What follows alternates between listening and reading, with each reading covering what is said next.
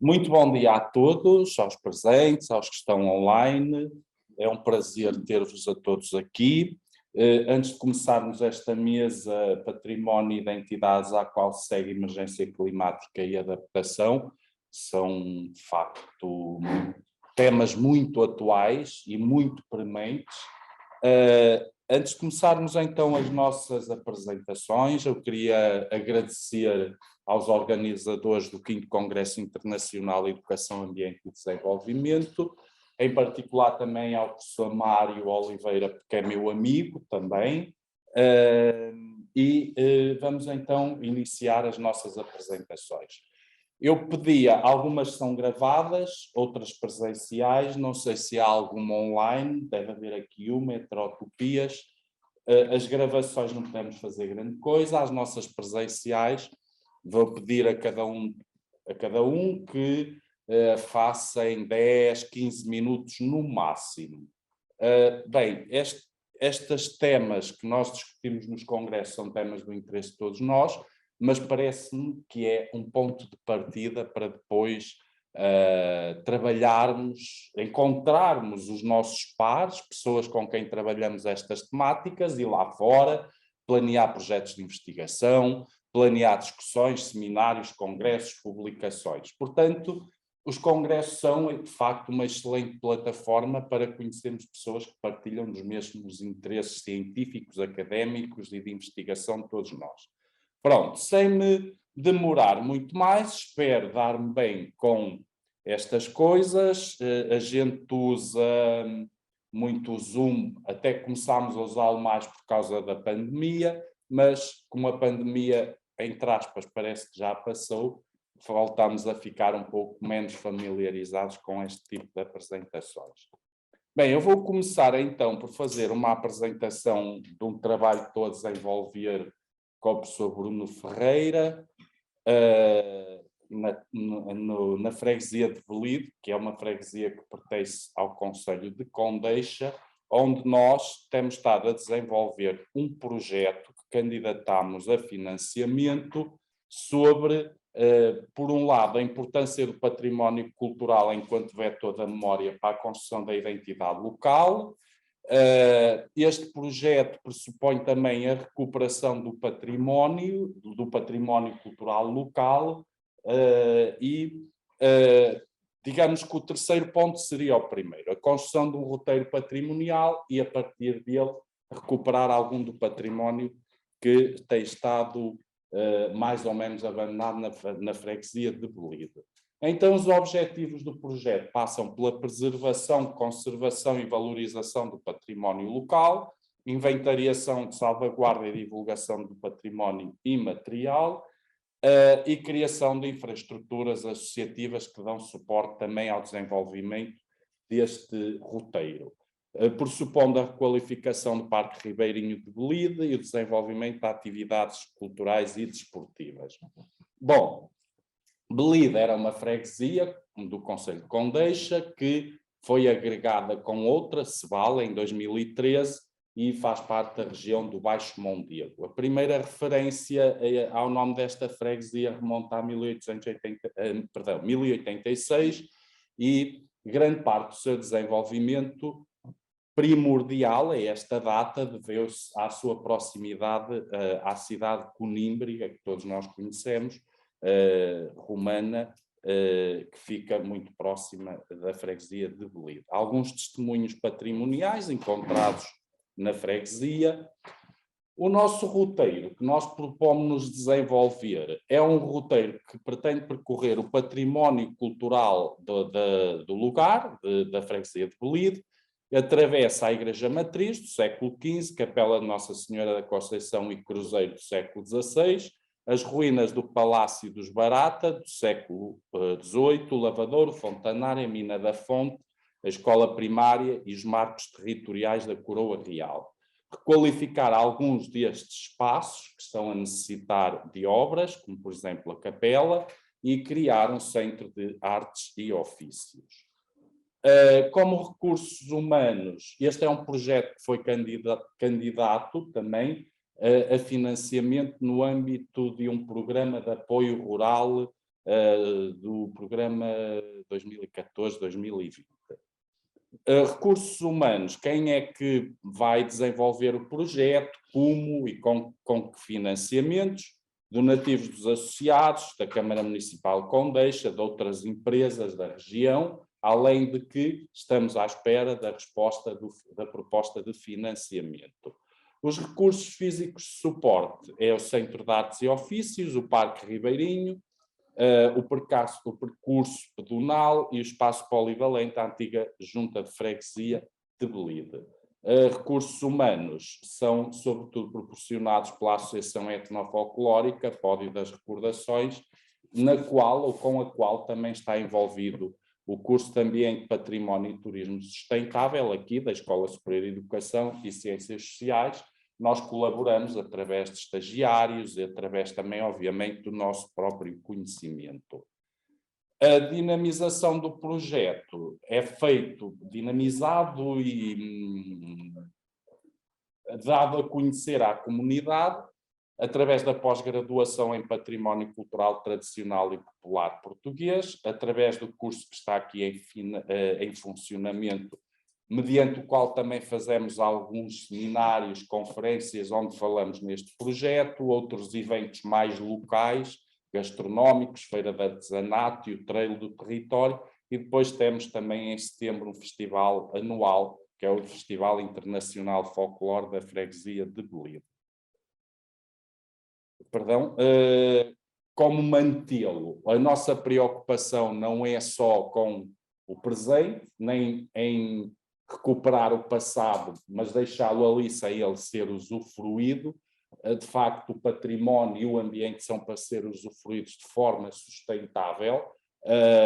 Então nós pretendemos envolver jovens locais neste projeto e em tudo que ele envolve.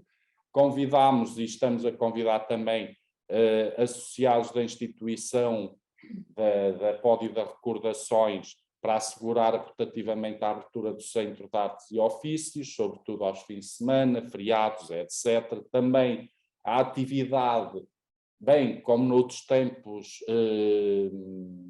seguindo o calendário, as atividades são mais intensas no período de verão e, portanto, é quando é mais necessário termos suporte de recursos humanos. Depois desenvolvemos outras atividades que também envolvem a União de Freguesias, a Câmara Municipal e os poderes locais, não só na promoção do projeto, mas também na sua manutenção e na sua projeção no futuro. O património é para ser vivido, só assim é que se constrói e tem esse significado e identificação da comunidade local com esse património. Portanto, para eu não correr o risco de estar a ultrapassar o tempo, como eu tinha dito no início, esta foi a nossa apresentação. Depois, quem estiver mais interessado, eu não fiz a minha apresentação no início, peço desculpa, não trouxe apontamentos, não trouxe rascunhos, mas está lá no programa. Eu sou o Fernando Magalhães, sou antropólogo, trabalho com museus e património cultural, sou aqui professor na ESEX há 22 anos. A segunda apresentação, que é presencial também, entre Malucados e Malucos, um estudo etnográfico com a comunidade e a Ribeira de Pera, da Joana das Neves Diniz, que vem da Associação Portuguesa de Educação Ambiental. Joana? Vou para aí? Sim, sim. Ok, acho que está correto. Acho que estão todos a ver. O outro não ficou por trás, pois não. Está tudo correto, não está? Pessoal, tá. É que eu fiquei com a sensação que o outro que eu tinha apresentado tinha ficado por trás. Sinto-me aqui mesmo à frente do computador para me verem, certo? É, eu acho que dá para ficar de pé também. Mas...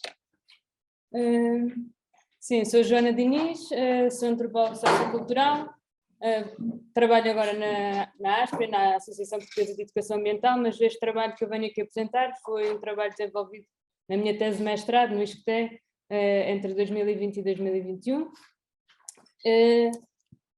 E é entre Malucados e Malucos, um estudo etnográfico com a comunidade em Ribeira de Pera, uma comunidade que fica no concelho de Castanheira de Pera, aqui também no distrito de Leiria. Não sei se conhecem, já tiveram a oportunidade de ir ontem, acho que uma das visitas passou por lá. Espero que tenham conhecido Castanheira e a Ribeira de Pera também, que é um património muito bonito. Não me alongando muito nos contextos, na teoria, mas a minha tese realmente passou por estes conceitos-chave: paisagem, dwelling, identidade, ruralidade e rios. E aqui quero só dar 3 nomes para fazer aqui o framework.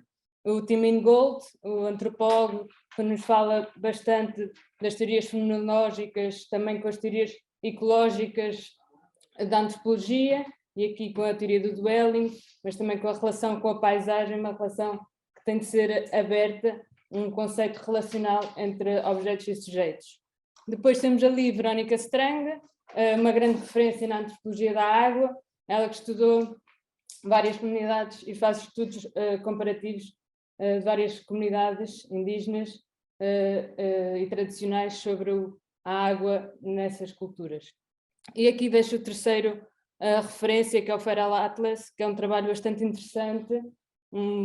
Podem acessar na internet, é um manual digital interativo que nos apresenta The More Than Human Anthropocene, numa relação bastante interessante de perceber como é que os humanos e a natureza aqui se estão a transformar ao longo destes últimos anos.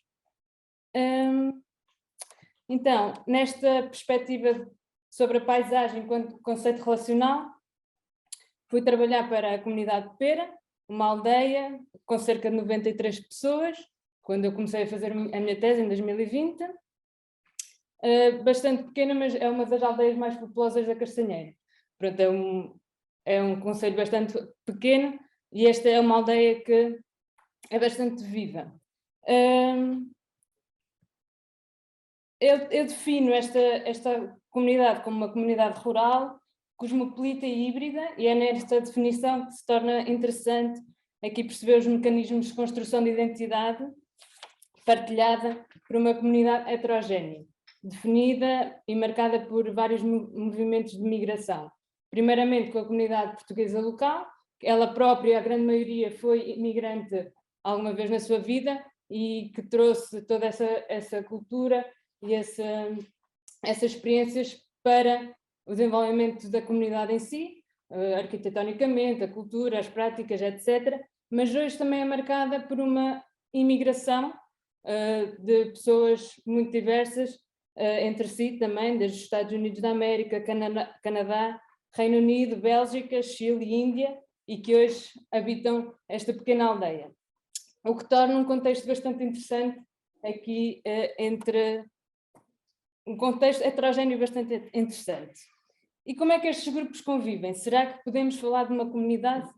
E é aqui que o meu título estranho entra malucados e malucos, é a referência a esta piada. Não podemos alienar esta frase num contexto jocoso, pronto, de cómico. Os amalucados são os que cá nascem e os malucos são os que para cá vêm. Isto porque os perenses são localmente apelidados de amalucados. E quando fui perguntar de onde é que vem este termo, a conclusão chega assim, de um jeito cómico: os amalucados são os que cá nascem, malucos são os que para cá vêm. E nós, na primeira vista, pode parecer que a referência é os amalucados são os portugueses, malucos os estrangeiros, estes estrangeiros que hoje habitam Pera.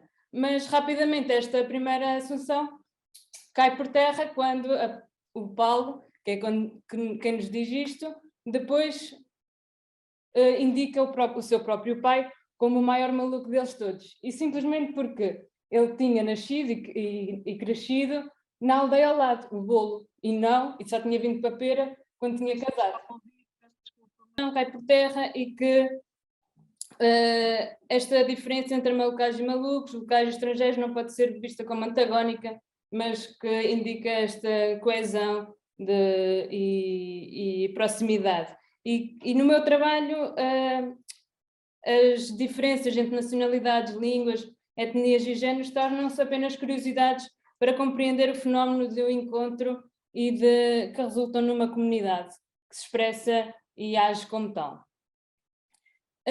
Mas, então, saindo aqui da questão puramente sociológica e querendo abrir a outros sujeitos da paisagem, essa paisagem de encontros e de relação entre humanos e não humanos, vou encontrar a Ribeira de Pera como um objeto ou sujeito de destaque na paisagem de Pera.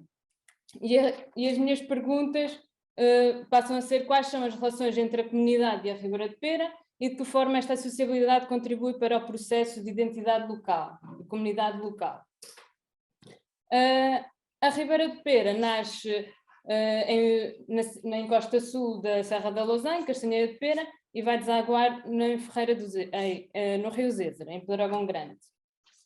E é aqui na margem direita que Pera, então, se constitui uma comunidade, perdendo-se no tempo os povos e as relações mais históricas que ali a comunidade e a Ribeira se desenvolveram. Mas eu, então, na tese, descrevo e enuncio vários lugares de memória e identidade, que é assim que eu me chamo. Isto está assim um bocadinho desformatado, mas pronto, não há problema nenhum. Que eu apelido os lugares de memória e identidade, e vou falar das fontes e dos fontanários, dos poços. Este é o Poço dos Jamares. Temos aqui as Fragas do Caldeirão, o Moinho, as Levadas, tudo lugares em que vão-me apercebendo que as pessoas remetem a memória e a identidade enquanto individuais, mas enquanto comunidade também, que se desenvolveram aqui nestes lugares. E os sistemas de regadio. Os sistemas de regadio são então conjuntos de estruturas que conduzem a água da ribeira ou de uma nascente para os vários terrenos de cultivo. É um sistema que se estende por várias zonas do país, do norte ao centro, no sul não é muito usual, e é uma prática que tem sido estudada também por ser maioritariamente uma prática comunitária, inerentemente comunitária, em que o interesse é como é que as pessoas gerem esta água que vem das ribeiras e vai pelos campos agrícolas de muitas pessoas. Mas hoje em Pera são poucas as casas que praticam a agricultura, e é uma agricultura familiar, e muitos menos são os beneficiários ou utilizadores da levada para a água de regadio. Portanto, a água que passa nos regadios é em abundância. Tem abundância e não tem uma necessidade dessa gestão, como antigamente, de horas marcadas, mas está muito mais organizada. E aqui no mapa conseguimos perceber que existem dois sistemas de levadas: a levada dos Jamares, que é a cor-de-rosa, ou vermelho, que fica mesmo encostada à ribeira e que vai buscar água à ribeira, e depois temos a levada da Antiga, que vai buscar água à nascente da Antiga, que por sua vez é um curso de água que deságua na ribeira e que está na linha amarela e que vai levar por dentro da aldeia a água que traz de cima. E foi aqui no sistema de regadio que eu encontrei o meu caso de estudo para responder às minhas questões de como é que a sociabilidade se constrói na relação com a água. E foi na levada da Antiga. A levada da Antiga estava desativada há 5 anos. Quando eu cheguei em 2020 não havia movimento, esta levada não estava a funcionar, já há 5 anos. E em 2021, e isto também é uma curiosidade de trabalho de campo, que acontecem coisas inesperadas, mas porque é que aconteceu quando eu estava lá a fazer a minha investigação? Mas é certo que, passados 5 anos, eles decidem, então, enquanto comunidade, reabilitar todo esse sistema de levada. E uns pela necessidade da água para o regadio, então para os seus campos agrícolas, mas outras pessoas também se mobilizaram simplesmente para aqui tentar rejuvenescer o centro da aldeia, porque a levada passa mesmo no centro da aldeia e tem um tanque de armazenamento de água, que é aquele ponto de interrogação que vem aqui do lado direito. É um tanque mas com a desativação e o abandono por 5 anos, o próprio centro da vila, da aldeia, espelha esse abandono nesta questão da levada. Então, em 2021, juntaram-se todos, a comunidade, houve quem limpasse a vegetação, quem desobstruísse a levada, reconstruísse, estava bastante degradada, todo o tanque teve de ser limpo, pintado e reorganizado o espaço. E foi aqui também que ganha todo este espaço, especialmente a piscina, ganha também o seu poder de controvérsia. E essa controvérsia remete já a quando ele foi reconstruído, porque a comunidade tinha sim tanques de armazenamento de água, como vemos na figura 22, tradicionais, de pedra e terra, e nos anos 90, anos 2000, houve um projeto da Câmara Municipal de requalificação deste espaço tradicional para um espaço mais ligado ao lazer, parece mesmo uma piscina, com escadinhas, etc. Mas sem consultar a comunidade e as práticas que estavam ali a haver. Então, isto tornou-se logo um conflito, e em que parte dos habitantes nunca aceitou este lugar requalificado como ele foi. Podemos encontrar aqui esta tensão entre a prática económica versus uma prática de lazer, mas acho que é mais profundo que isso, e é isso que eu também argumento, é que a demonstração também, quando eu lá estava, em 2021, de que isto não é uma piscina, é um tanque de rega, acho que é mais profundo do que apenas a função económica versus a função de lazer. Nós ouvimos reiteradamente isto não é uma piscina, é um tanque de rega, mas porque ela foi, quando foi recuperada em 2021, foi apresentada como um espaço de lazer. Mas a verdade é que foi aceita, ou seja, houve um aceitamento deste espaço este ano, que eu apelido porque veio da comunidade, ou seja, eu acho que aqui o facto de eles terem rejeitado anteriormente este espaço foi porque não veio da própria comunidade, e aqui em Pera nós vimos que a forte relação da comunidade em tudo o que é construído na aldeia, desde a angariação de fundos até à construção da escola, do Grêmio, das fontes, da Ribeira, todo o espaço em volta é construído através da comunidade, e eles demonstram essa apropriação do espaço. E este tanque era a única exceção à regra, foi um projeto alheio às necessidades e às tradições da comunidade. Este ano, em 2021, quando a própria comunidade foi quem se juntou e reabilitou o espaço para o seu usufruto, a própria comunidade reapropriou-se do espaço. E é essa valorização do fazer que está no centro da sociabilidade e da cultura e da identidade local. Novos e os mais velhos, locais, não locais, estrangeiros, portugueses, juntaram-se para construir uma coisa em conjunto. E a partir desta perspectiva ampla sobre a paisagem, espero que tenha revelado a importância da água nas relações sociais da comunidade, e aberta também ao aprender e a fazer algo em que a sociabilidade resulta na hibridização e na continuidade que esta comunidade pode ter entre uns e outros, sem nunca esquecer aquilo que é central, que é a apropriação da identidade pela comunidade local e do espaço enquanto identidade local. Obrigada. O peixe de que o património natural, neste caso o oikos, que é um dos 4 fatores da cultura, né? Portanto, o antropos, o oikos, o etnos e o cronos, vão entender aqui o património natural como o pai e a mãe de todos os patrimónios. Portanto, aquilo que agora a Joana nos esteve a apresentar, aquelas fontes, aquelas coisas todas, o pai e a mãe todos os patrimónios. E, portanto, nós, efetivamente, se queremos preservar e manter identidades culturais, convém manter o pai e a mãe vivos, embora ele já nos tenha trazido até aqui, mas matar o pai e a mãe, que já não precisamos dele, é chato. Então,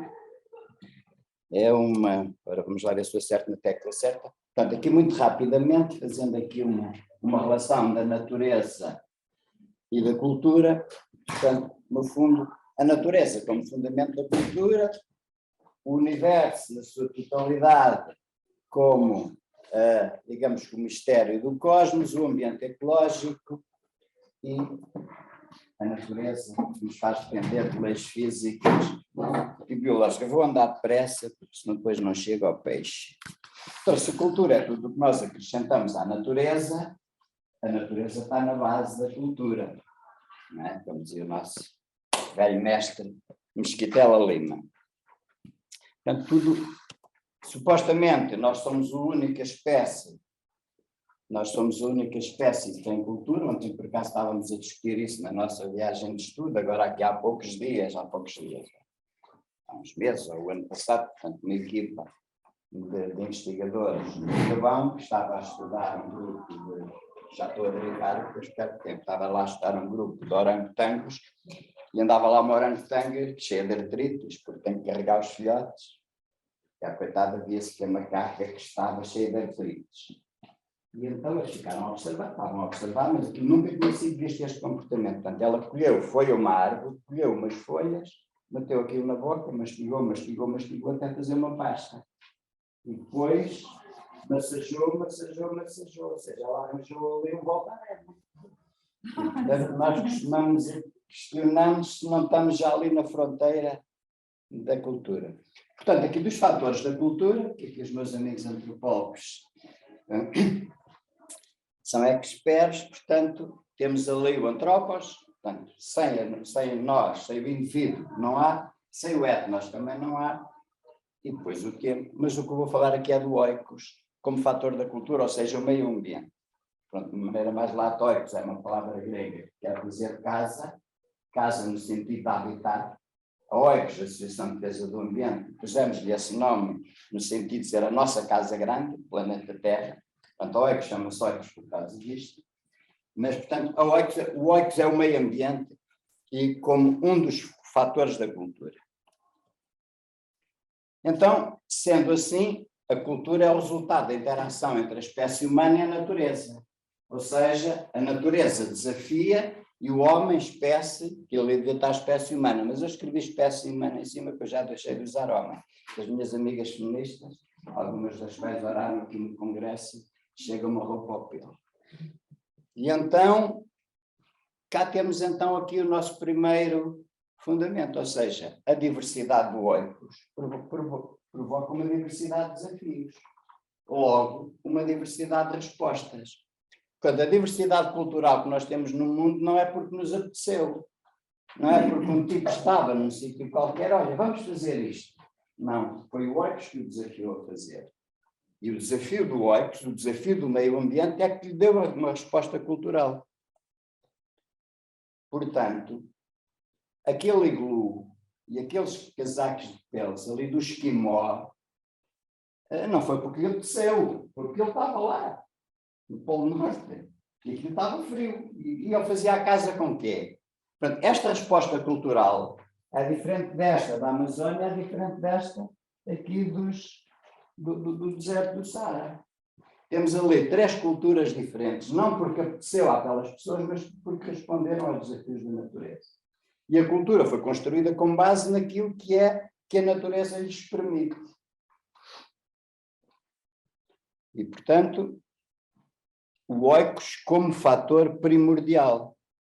Portanto, da mesma maneira, portanto, nós passamos, com base nesta minha interpretação, do património natural aos patrimónios culturais.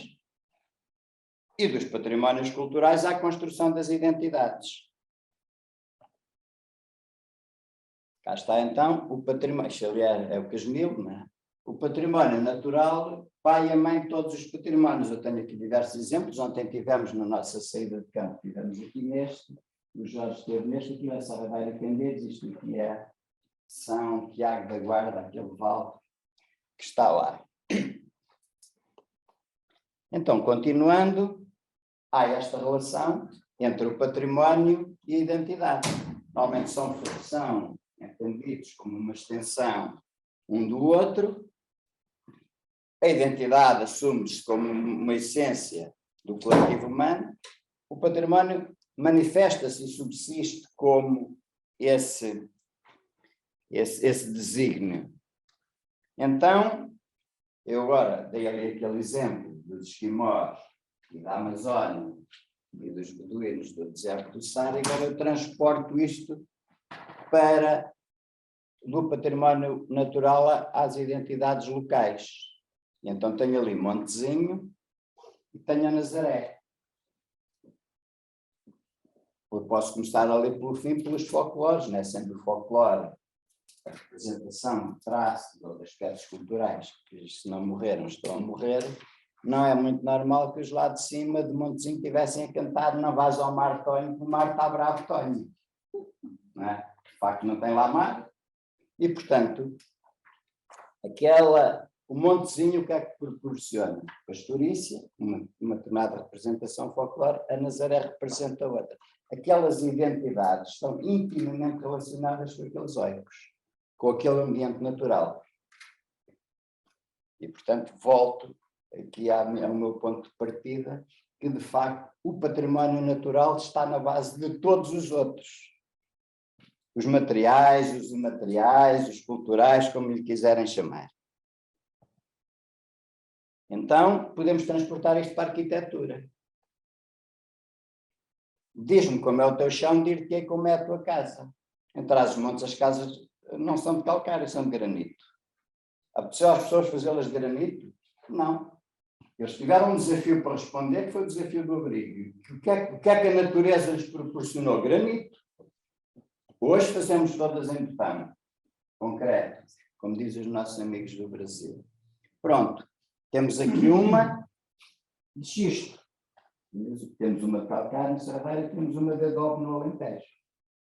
Isto são identidades culturais, isto são marcas identitárias. E não são marcas identitárias porque apeteceu. Não. Foi o oikos, o património natural, que determinou aquelas identidades.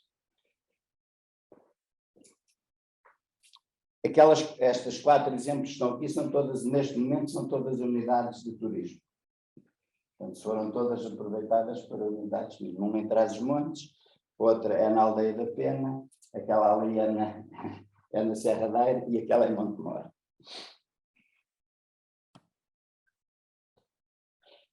Então, esta identidade, hoje, as identidades são extremamente importantes para a afirmação, e aliás, até para o resgate, Fernando, se eu me tiver a esticar disso. Neste momento há um aspecto importante que nós temos verificado nos últimos anos. Há uma dupla visão sobre a identidade. Por um lado, há aquela coisa de dizermos que a tradição que está a desaparecer e que se está a perder, e por outro lado, nós vemos cada vez mais, e aqui quem diz aquilo é para Altenica, eu esqueci-me de pôr ali a referência, digamos que cada vez há mais tendência para nós tentarmos preservar essas memórias e essas identidades. Então agora vou dar aqui outros exemplos. Portanto, o que é que nós temos lá em cima? Temos a paisagem do Douro. Portanto, foi esta paisagem que permitiu os socalcos e que permitiu a raça mirandesa e a posta e o vinho do Porto. Foi aquele oicos. Temos ali a Serra da Lousã, o seu castelo, o Piódão e as cabras. Não tem cá vacas. As cabras, vacas aqui espadaçalhavam-se todas. Chafana. Isto é tudo património, tudo identidade. E vem tudo daqui, deste território.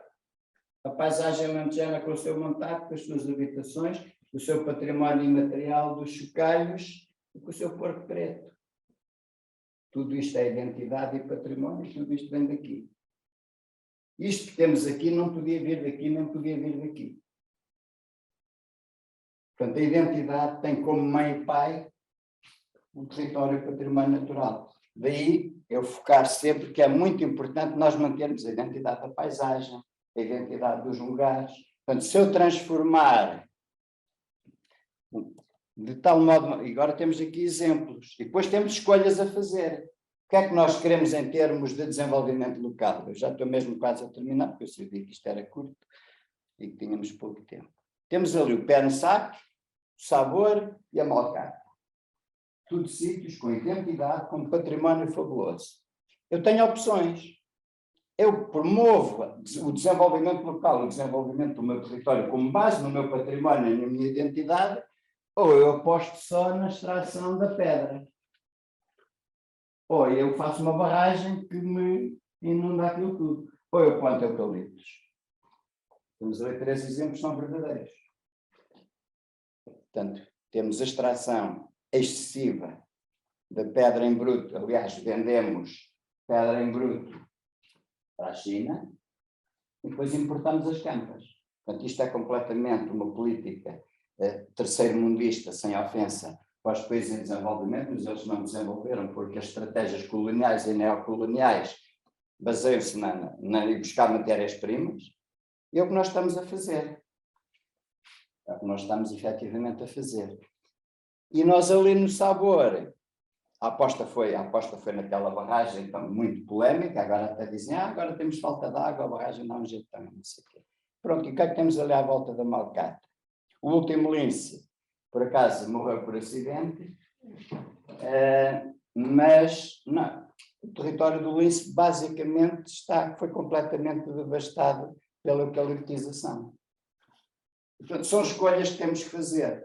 Se nós temos aqui um território de excelência, um oicos de excelência, que nos dá um património de excelência, depois o transformamos nisto, temos que escolher o que é que queremos em termos de desenvolvimento local e em termos de paradigma territorialista para efetivamente promover desenvolvimento nos nossos territórios. Pronto, tenho aqui mais alguns exemplos. Estes são onde tivemos ontem. Estas fotografias não foram feitas ontem, mas ontem estivemos nestes locais. Portanto, o Complexo Monumental de Santiago da Guarda, os moinhos rotativos lá da Serra. E o póster estava bom. Aqui o póster estava bom. Ele agora já tem ali umas imagens aqui à esquerda que já não se vê. Não sei se é do sol, ele já está estragado. Eu esqueci de dizer isso. À técnica do complexo. Não sei se tem mais algum slide. Pronto, era só para vender este meu peixe e os nossos territórios, o nosso património natural é mesmo o pai e a mãe de tudo o resto que temos. E, portanto, manter o pai e a mãe com saúde é fundamental para o desenvolvimento dos territórios. Obrigado. Eu sou o professor Antônio Carlos Rodrigues, trabalho com Escola Pública do Rio Grande do Sul, no Brasil, e a minha disciplina é Educação Física. Desculpa lá. Também, interdisciplinarmente, trabalho com Educação Ambiental.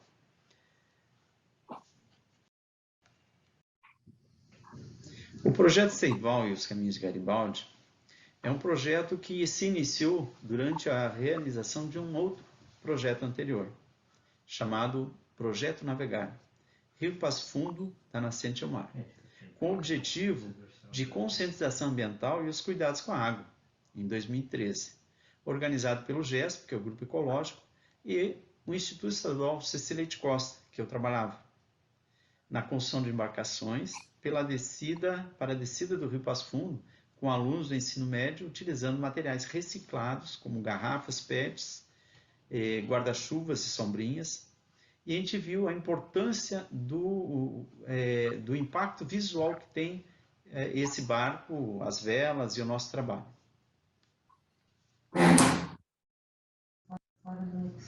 E o projeto Seival e os Caminhos de Garibaldi, ele se constitui como? É a construção ou a reconstrução do lanchão Seival, né, que teve a sua história de navegação vinculada ao período Farroupilha, construído sob o comando de Giuseppe Garibaldi em 1838, na Estância da Barra, em Camaquã, onde morava Dona Antônia, irmã do tenente-capitão da República Rio-Grandense, Bento Gonçalves.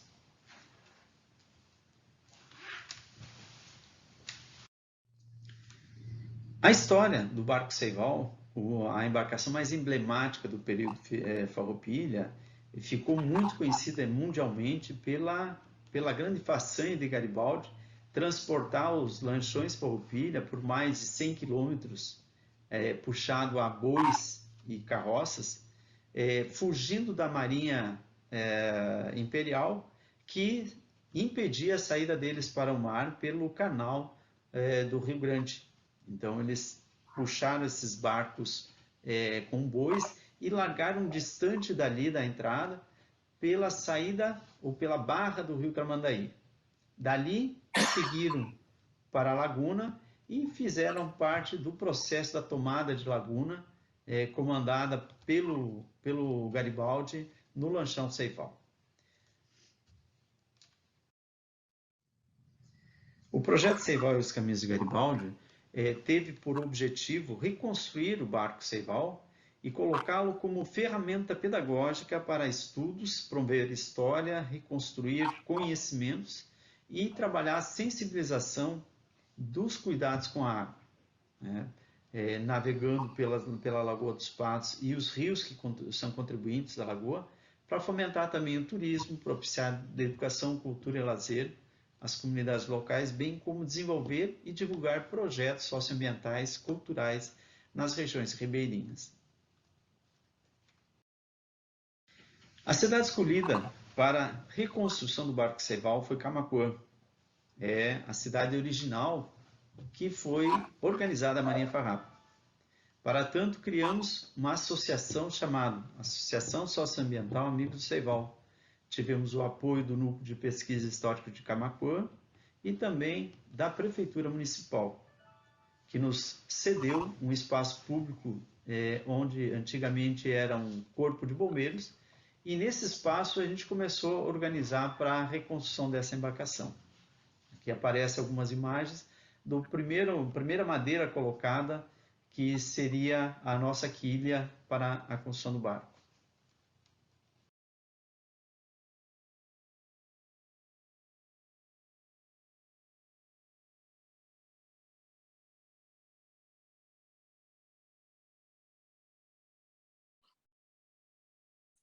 Parou.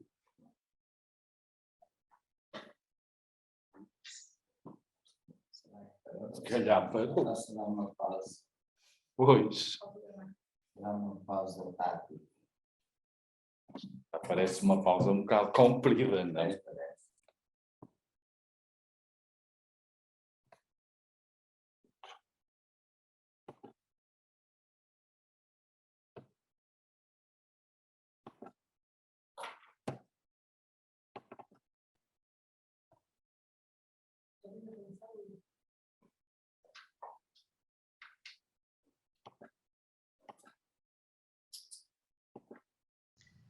O trabalho de reconstrução do barco Seival tem por base os estudos feitos por Luiz Lauro Pereira Júnior, um modelista náutico de Laguna, que nos ofereceu gratuitamente seu trabalho desenvolvido de um mestrado e que, para nos ajudar, nos forneceu gratuitamente.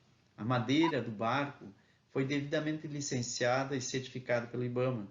É grápia, garapeira, ipê roxo, ipê champanhe, jatobá. E ele tem um peso aproximado de 13 a 15 toneladas, medindo 15 metros ou 49 pés por 3,80 metros de boca, né? O calado está em torno de 1,10 m, 1,10 m, e a locomoção é a vela e também a motor. Conseguimos também uma doação de um amigo da Itália, da Associação Garibaldina de Roma, né, que nos forneceu parte do valor para esse motor, que é um motor MWM de 137 HP, que vai dar segurança ao nosso trabalho e condições de colocar e chegar em locais e em momentos que a gente precise, quando o tempo não nos permitir. Aqui mais algumas imagens do processo da construção e como é que ele está acontecendo, né? Todo ele em madeira, né? Uma visão assim muito linda desse trabalho. Bom, nós começamos em dezembro de 2019 e em dezembro de 2021 nós estamos com ele com o casco concluído e fizemos o deslocamento desse lanchão para Arambaré, que é um local que a gente conseguia colocar ele na água, né, para fazer os ajustes depois necessários à navegação. Aqui já vemos o Seival quando a gente levantou pela primeira vez as velas, né, e que deu uma ideia do que é esse barco e que nos favoreceu e nos deixou muito feliz essa visibilidade que dá. Algumas ações do projeto até então, além da reconstrução do barco, né, de estruturar ele para poder fazer a navegação, fizemos a produção de folders informativo para ser entregue no momento das visitas do barco, produzimos uma revista que conta o nosso trajeto até agora e reconta a história de Garibaldi, ou seja, organiza ela dentro desse espaço. Produzimos um vídeo referente ao movimento Farroupilha e estamos montando um museu no interior do lanchão, de exposição de fotos, materiais, equipamentos e ferramentas de construção naval da época, entre outras coisas. E desenvolvemos projetos educacionais e ambientais com as escolas e com os municípios que a gente vai desenvolver o projeto. Atividades realizadas. Apresentação do projeto à comunidade no evento que a Prefeitura organizou, que é o Natal de Camaquã. Realizamos também o Seminário Internacional Patrimônio Histórico e Ambiental, Potencialidades Turísticas. Participamos do Velejaço Solidário, que é uma ajuda à comunidade da Barra do Ribeiro.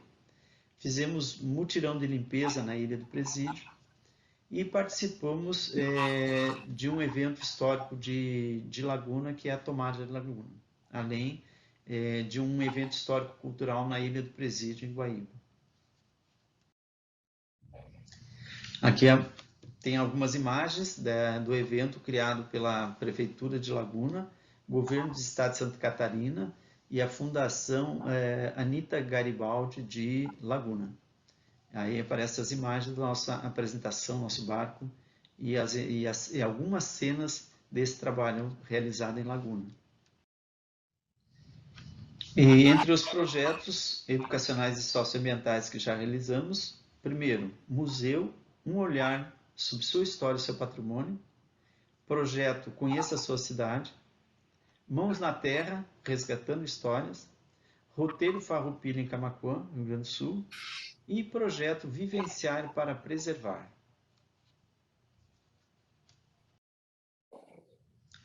Mesmo ainda sem nós termos um trabalho mais organizado, já recebemos a visita de dezenas de escolas desde o momento que a gente saiu lá de Arambaré. Então temos inúmeras escolas já fazendo a visitação ao barco, e aqui a gente vê algumas desses momentos de apresentação para as crianças e adolescentes. A apresentação com as crianças a bordo, eles sentando nos baús, eles tocando nos objetos, eles vivenciando o espaço interno de uma embarcação, faz com que o nosso trabalho seja muito mais criativo e com uma atenção especial da criançada. Em especial os mais pequenos, que sempre nos emocionam com as suas perguntas, com as suas interações com o nosso projeto. O nosso grande desafio é dar continuidade a esse trabalho, porque o desafio de construir o barco, que foi difícil, de colocá-lo na água, de fazê-lo ele navegar sem recursos públicos, sem recurso do governo, foi muito grande. Mas dar continuidade e ter longevidade ao projeto é todo um desafio novo e que nos deixa assim preocupados em que ele aconteça, porque a gente precisa montar uma equipe multidisciplinar que vai conseguir chegar às escolas, que vai interagir com os projetos locais, e isso demanda recurso financeiro, demanda muito trabalho e que vamos precisar continuar. porque mais difícil de construir o barco, eu acredito que é fazer ele funcionar e que ele realmente se torne aquilo que a gente quer para a educação ambiental. Principalmente num país como o Brasil, onde a educação, nesses últimos anos, tem sido tão maltratada, os nossos profissionais tão mal remunerados e a questão ambiental jogada às traças. Aqui nós temos algumas imagens dos trabalhos que a gente tem realizado e do barco já em ação, já passando pela cidade. E aqui nós temos a imagem do Lanchão Ceivol chegando a Itapuã, é uma das regiões muito lindas aqui da região de Porto Alegre, do Guaíba. E ele a todo pano, ou seja, fazendo a velejada de fato. Em nome da Associação Socioambiental Amigos do Ceivol, queremos agradecer o convite feito pelo professor Mário para participar desse congresso internacional e que vai fazer parte também do nosso objetivo internacionalizar nosso trabalho, fazendo parte também das lutas que ocorrem no mundo em defesa do nosso planeta Terra e do meio ambiente. Já faremos a apresentação também por gravação da comunicação Museu, um olhar sobre a sua história e seu património, da Maria Fátima Milani Rodrigues, das ASAS, Associação Socioambiental Amigos do Ceivol. Olá, sou Maria de Fátima Milani Rodrigues, coordenadora do projeto Museu, um olhar sobre sua história e seu patrimônio. Faltou compartilhar. Esse projeto... Tem razão, sim, senhor.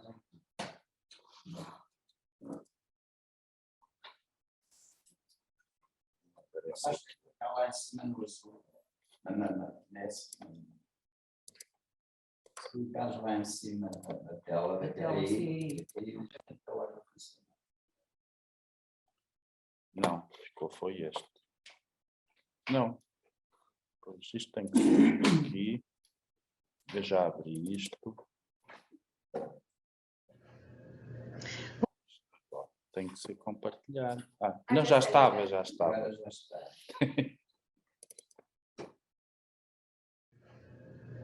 Olá, sou Maria de Fátima Milani Rodrigues, coordenadora do projeto Museu, um olhar sobre sua história e seu patrimônio.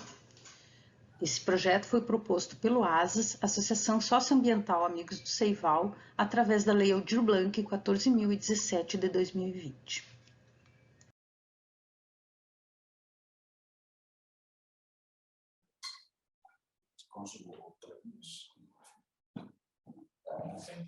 Isto está.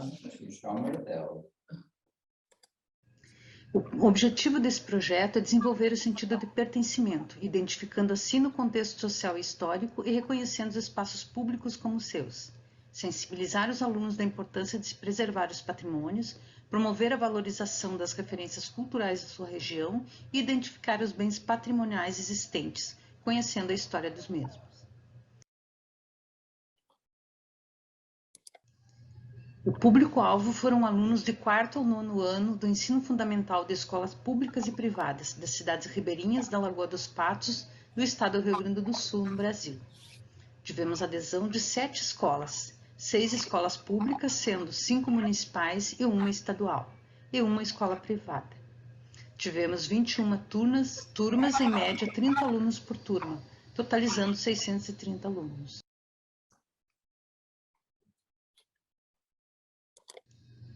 A metodologia. O projeto utilizou-se recurso de oficinas em 2 módulos de 4 horas, sendo 8 horas por turma, ainda 8 horas por escola para a exposição. Foi trabalhado com fotos, materiais, equipamentos, relatos dos professores, alunos e familiares. Foi aplicado no Rio Grande do Sul, região sul do Brasil, na cidade de Camaquã e Arambaré. Realizado entre março e setembro de 2021. O contexto no momento era um contexto de coronavírus. Milhões de mortes no mundo, dificuldade de aproximação das pessoas, uso de álcool gel e máscara em qualquer situação, sentimento de perda de controle da situação, falta de expectativa do fim da pandemia, informações distorcidas e aulas presenciais, online e remotas. Aqui no Brasil, principalmente, nós tivemos um problema muito sério com a informação. Ou informações mal dadas, distorcidas, o que prolongou bastante. Bom, nós ficamos 2 anos praticamente morrendo muita gente, 2, 3 mil pessoas por dia, e isso dava assim um sentido de insegurança para as crianças e eles não vinham para a escola com muito medo.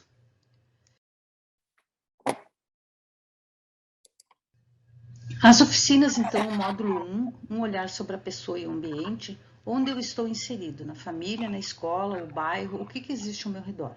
Foi solicitado aos alunos que trouxessem fotos antigas da família, da escola, da cidade, objetos ou fotos dos objetos antigos, e respondessem a um formulário que foi entregue antecipadamente.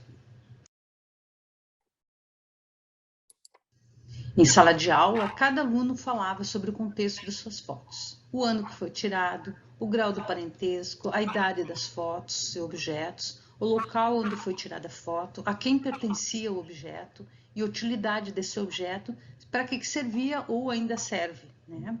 E relatos de cada um deles. Então, todas as fotos e objetos que trouxeram foi escrito um pequeno relato de 3 a 5 linhas, que seria importante para a gente poder registrar e depois conter todo esse material. As turmas remotas foi enviado para a casa do aluno um informativo sobre o projeto e sobre as etapas, junto com um formulário a ser preenchido. Os alunos enviavam de volta para a escola através dos pais ou os próprios professores, em algumas escolas, iam buscar o material.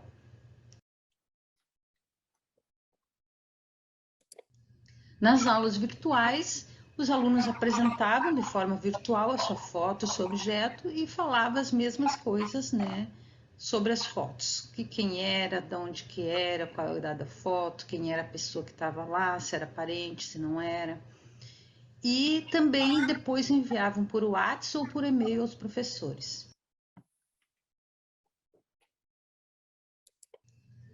No módulo 2, o foco foi trabalhar mais a história e o patrimônio.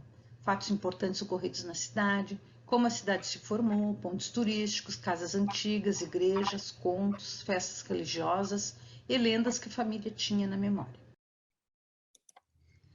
Foi apresentado, então, a mesma igreja, por exemplo, assim, 5 fotos, mas em tempos diferentes, né? Tirado em anos diferentes, então tinha uma pintura diferente, coisas ao redor que cresceram, árvores, então eles observavam essa diferença de alguns anos, assim, às vezes 10 anos, 20 anos passados. As praças também, que algumas fotos a praça estava só um gramadão e com o tempo ela foi tendo desenvolvimento, criando mais plantas, mais brinquedos, e eles iam observando essas diferenças aí também. Ao que apresento alguns objetos, né, trazidos pelos alunos, que foram muitos. A gente teve que, então, nas oficinas optar, né, eu vou apresentar uma foto e um objeto, porque foi muito material. As crianças traziam 3, 4, 5 objetos cada um.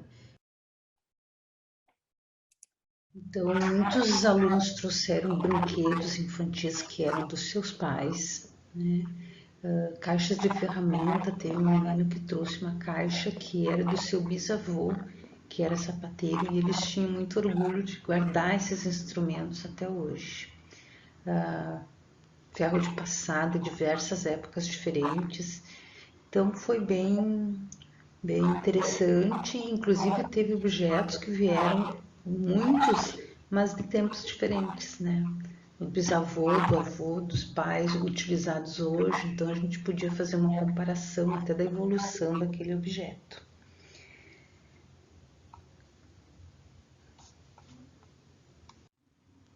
Alguns exemplos só do que a gente tinha para trabalhar. Após isso, então, foi realizado um museu itinerante provisório na escola, né, ou na comunidade. Esse museu, então, o objetivo de ser em um local amplo e aberto, primeiro para o atendimento das questões sanitárias e depois para ampliar o escopo das visitações. Dessa forma, atingimos um público além da comunidade escolar. Algumas escolas preferiram, então, fazer a montagem do museu dos pátios, no salão de festa, no ginásio de esporte, assim, para ampliar, para poder várias pessoas ao mesmo tempo estar circulando. como esse exemplo aí embaixo das árvores, né, nessa escola ali na Pacheca, que é distrito de Camaquã, e também, por exemplo, na Ilha Santo Antônio. Na Ilha Santo Antônio, e essa figueira era no centro da ilha, então todos os moradores tiveram acesso. Elas passavam para ir na vendinha ou passavam para vir da pesca, paravam ali, participavam da exposição, iam até as suas casas, buscavam o material e traziam para expor junto aos alunos. Foi bem rico. Nós tivemos também a senhora mais idosa da ilha veio, sentou numa cadeirinha e passou a tarde contando histórias ali do pessoal e como é que era antigamente, algumas ferramentas ela identificava para que servia, fotos antigas que as pessoas não sabiam de onde que era, ela sabia e dizia até o nome das pessoas, ela lembrava de tudo. Depois então dessas exposições que cada escola fez a sua, a gente montou então um caderno. Esse caderno, Museu, um olhar sobre sua história e patrimônio, era com todo o material, desde os processos, a gente fotografou desde as primeiras aulas, os primeiros objetos, tudo que foi encaminhado pelos alunos, o relatório dos questionários e ainda também o relato e relatório das exposições, né? Fizemos esse caderno, olha, teve escola, a maioria entre 60 e 80 páginas, foi um caderno bem grande, e também a gente colocou um histórico, que a gente fez uma pesquisa histórica sobre a cidade, a formação da cidade, pontos turísticos, foi tudo colocado no caderno. Fizemos ele de forma física, né, entregamos para a escola, e de forma online entregamos para que os alunos que tiveram aulas remotas pudessem ter o contato, então, com esse caderno. Depois foi feito, então, um vídeo, que por último, né, foi o nosso último passo do projeto, esse vídeo contando passo a passo do projeto, como fazer, para que a escola, em outros momentos, possam trabalhar com outras turmas em outras séries da escola, em outros anos, né, para não depender da gente apresentar. A nossa avaliação, assim, dos questionários, eram 630 alunos, nós tivemos 491 retornos, tá? 78% retornaram nos questionários. A nossa avaliação em alguns itens mais importantes, assim, ó, quem já foi a museu ou exposição? Era uma pergunta que a gente fazia sempre que entrava numa sala de aula ou nos próprios questionários. 98 responderam que sim, isso é 19,96%. Tá? 389 alunos deixaram em branco. Então, assim, ó, é muito alto, né? As pessoas não iam, as alunos, 1 ou 2 levantavam a mão, 3, 4, assim, era uma minoria que dizia ter ido numa exposição ou no museu. Na questão de identificação dos patrimônios, 146 responderam que sim, dos 491. Então, 29,74% identificaram algum patrimônio, né? E dessas identificações de patrimônio, 89%, quando identificaram patrimônio, responderam igreja e praça, que é a vivência deles, né? Eles vão domingo na missa, eles vão na pracinha, então é o que eles conhecem no dia a dia, ou passam na frente para ir para a escola, ou para a venda, né? Então, foi muito alto, né? A maioria respondeu igreja e praça. Sobre os contos, lendas, memórias da família, 93 responderam essa questão. Isso quer dizer só 19%. 398 vieram em branco ou responderam que não sabiam, que não tinham.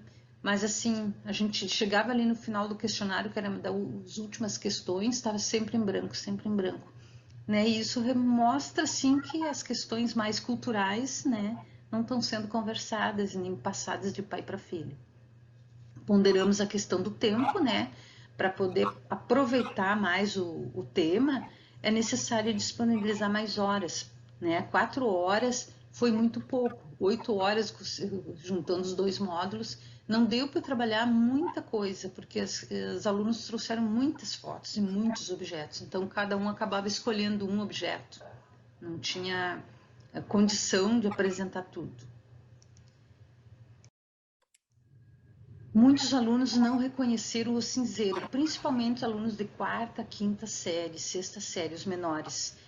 porque os alunos maiores ainda sabiam, mas os menores não sabiam para que servia aquele objeto.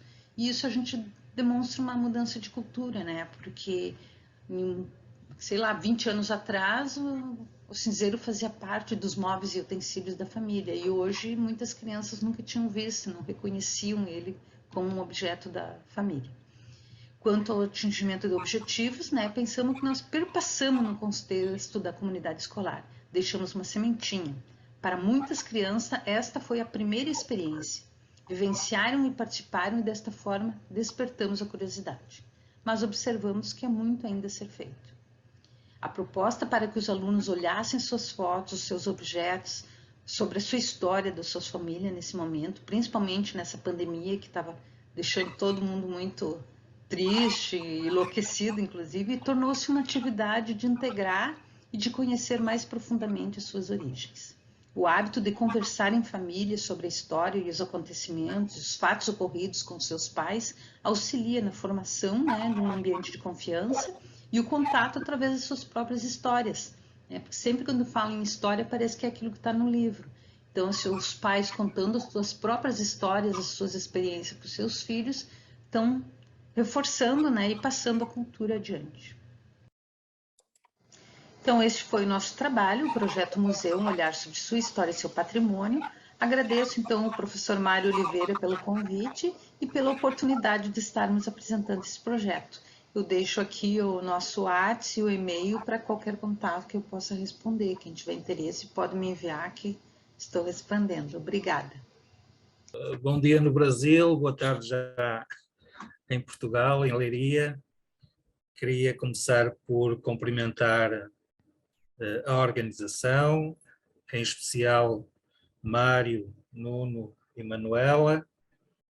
Queria cumprimentar também o colega que está a moderar, o Fernando, que está a moderar, e eu penso que já coincidimos em congressos anteriores em Leiria, e todos os demais participantes que já apresentaram, e aproveito para dar também os meus parabéns pelas suas excelentes apresentações. Eu sou professor visitante sénior na Universidade Federal do Pará, no campus de Abaetetuba. Eu estou no programa de pós-graduação em Ciências Sociais, Cidades, Territórios e Identidades. Sou licenciado em Antropologia, como o Nuno, e também tenho doutoramento em Sociologia. Aqui no Brasil é mais fácil resolver, não preciso decidir se sou antropólogo ou sociólogo, sou cientista social. Normalmente é Ciências Sociais aqui. Bem, a minha apresentação, então eu denominei-a como Heterotopias e Turismo, estudo de casos na cidade de Belém, no Pará, Brasil.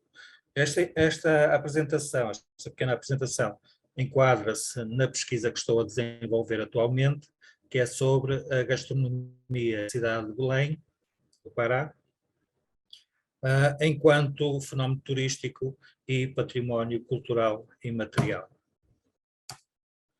O objetivo, então, deixa-me só, é aplicar a proposta de Foucault sobre heterotopias a lugares turísticos da cidade de Belém, no estado brasileiro do Pará. Pará, que fica no norte do Brasil. A metodologia é qualitativa e dialética, não só para debater, discernir e defender os conceitos propostos, mas também para aprofundar o conhecimento do objeto ou sobre o objeto de pesquisa. As técnicas de pesquisa utilizadas foi a documental e a observação direta da Estação das Docas, Forte do Castelo e alguns restaurantes de comida tradicional paraense. A heterotopia, então, baseiam-se em lugares reais e concretos, segundo Foucault, onde se concretizam utopias, as quais têm um papel transformador do espaço ao refletirem outros tempos, outros modos de vida ou até ações de contracultura. Das heterotopias elencadas por Foucault, eu apenas vou utilizar três, que são as heterotopias temporais, que se definem pela justaposição de vários lugares incompatíveis entre si no mesmo espaço. as heterotopias de ilusão por usarem objetos na recriação do encantamento e fantasia, e as heterotopias de compensação por reproduzirem condições ou ambientes de outros lugares. Só um segundo agora. A Estação das Docas é um dos principais pontos turísticos da cidade de Belém. No ano 2000, o antigo porto fluvial foi requalificado, dando origem ao complexo turístico Estação das Docas. Em um só lugar, existem então opções de gastronomia, moda, lazer e eventos. Localiza-se na Baía, ou junto à Baía do Guarajá. Uma das procissões, um dos fenómenos património cultural brasileiro, o património cultural imaterial brasileiro, é a procissão do Círio da Nazaré, ou Círio da Nazaré, ou ainda chamado também Círio. O Círio da Nazaré é uma das maiores procissões católicas do mundo, que acontece no dia 9 de outubro de cada ano, em Belém, no estado do Pará.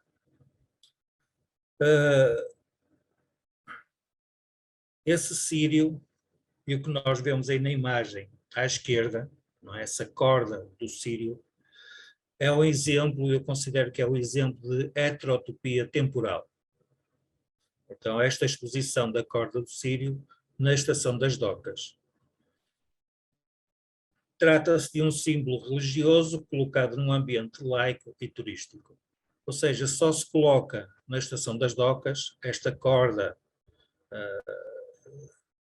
de alguma forma com ligação ao sagrado, não é, usada durante a procissão na Estação das Docas, porque é um lugar turístico e não propriamente pelo seu valor, o valor sagrado, católico.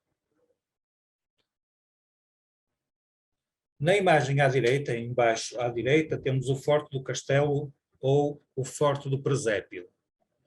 Foi fundado pelos portugueses no século XVI, mais propriamente em 1521, este forte, após guerras com tribos locais e invasores, sobretudo holandeses, franceses e ingleses.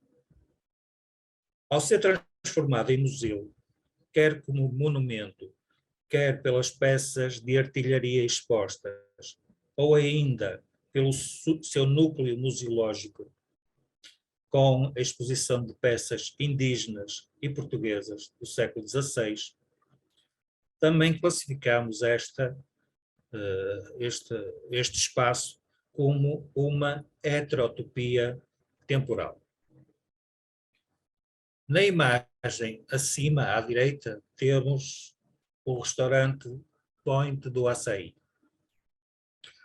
Este restaurante tem exibido nas suas paredes, sobretudo nas paredes, artefactos indígenas, não é? E nesse sentido, esse duplo sentido de restaurante e núcleo museológico também nos faz remeter também ou classificar como uma heterotopia temporal.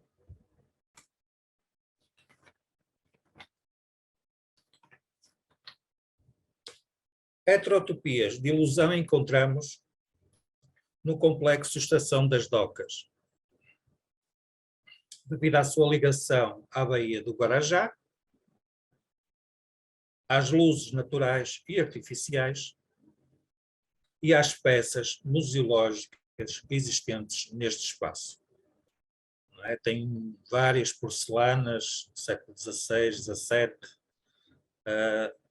e outros artefactos usados neste porto fluvial.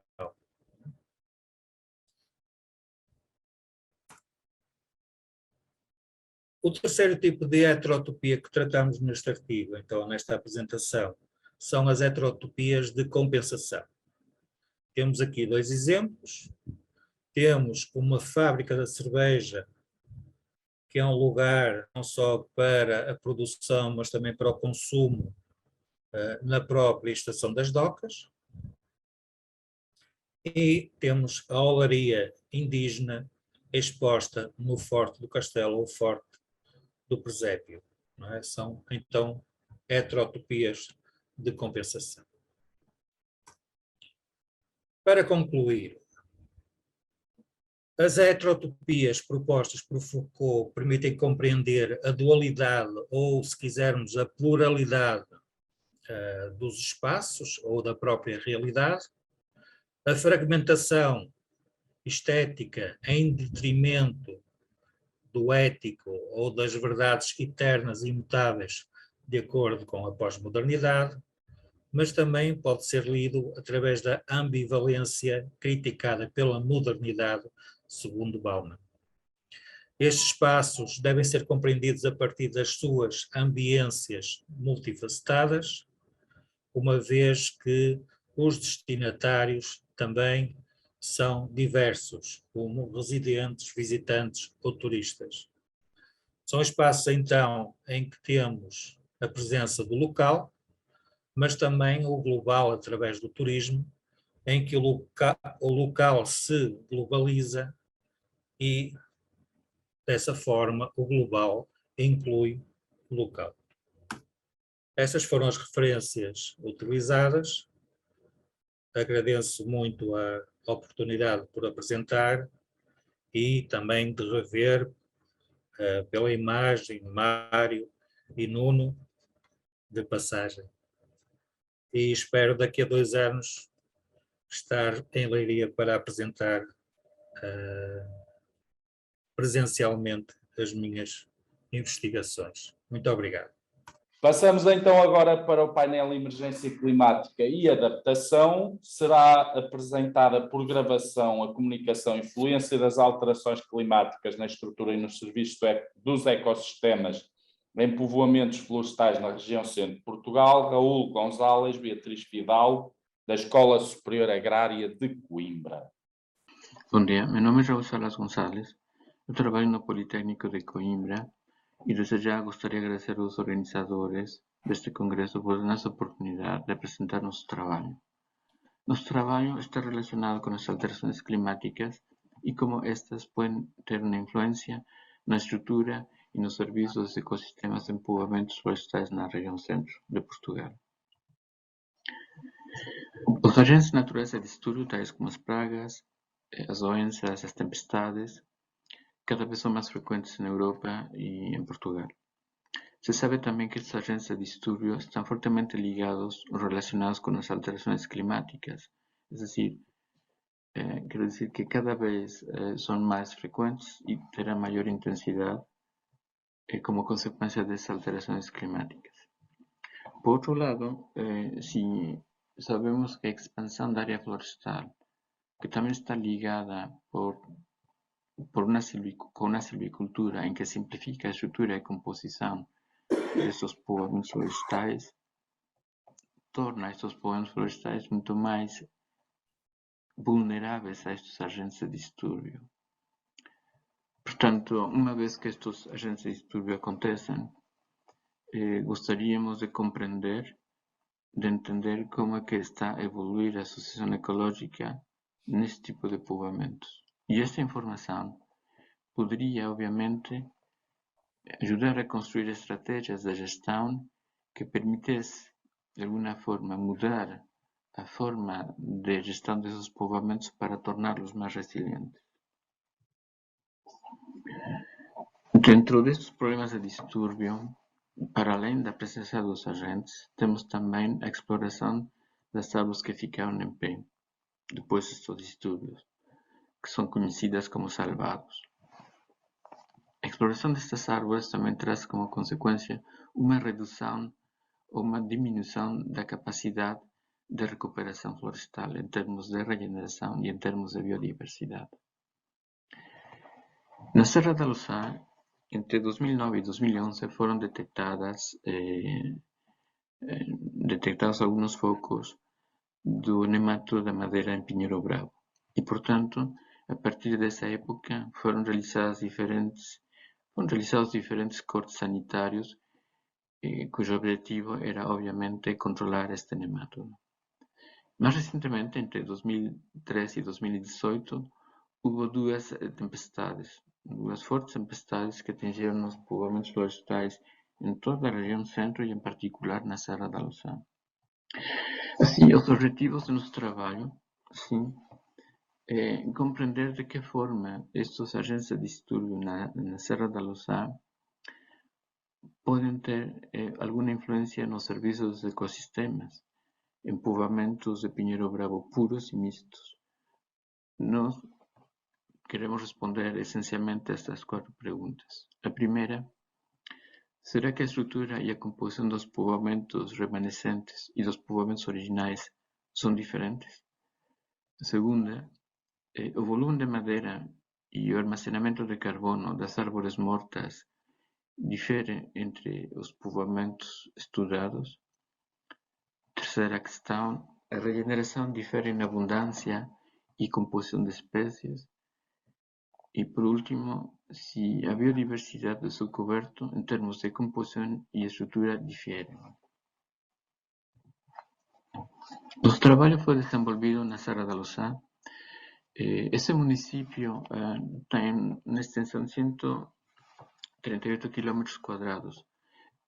A ocupação principal é a área florestal, sim, e nós trabalhamos essencialmente no perímetro florestal da Serra da Louçã, que é gerida pelos serviços florestais, ou seja, pelo ICNF.